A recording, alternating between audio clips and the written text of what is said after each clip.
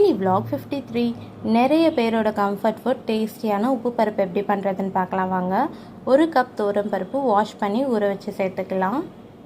3 பெரிய தக்காளி, ஒரு முழு பூண்டு உரித்து சேர்த்துக்கலாம். கொஞ்சமாக மஞ்சத்தூள், தேவையான அளவு தண்ணி சேர்த்து 1 ஸ்பூன் எண்ணெய் சேர்த்து குக்கர் லிட் க்ளோஸ் பண்ணி ஒரு 4லேருந்து 5 விசில் விட்டு எடுத்துக்கலாம்.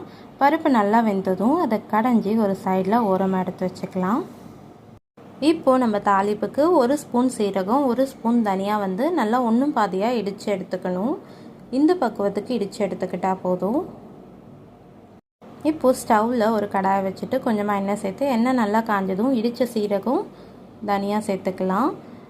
15 சின்ன வெங்காயம், 4 பச்சை மிளகாய், கொஞ்சமாக கருவேப்பிலை சேர்த்து நல்லா வதங்கி வந்ததும் நம்ம கடைஞ்சி வச்சுருந்த பருப்பு இதில் சேர்த்துக்கலாம். இப்போது நம்ம உப்பு பருப்புக்கு தேவையான அளவு உப்பு சேர்த்து ஒரு கொதி விட்டு கொத்தமல்லி தூவி இறக்குனா டேஸ்டியான உப்பு பருப்பு ரெடி. மறக்காமல்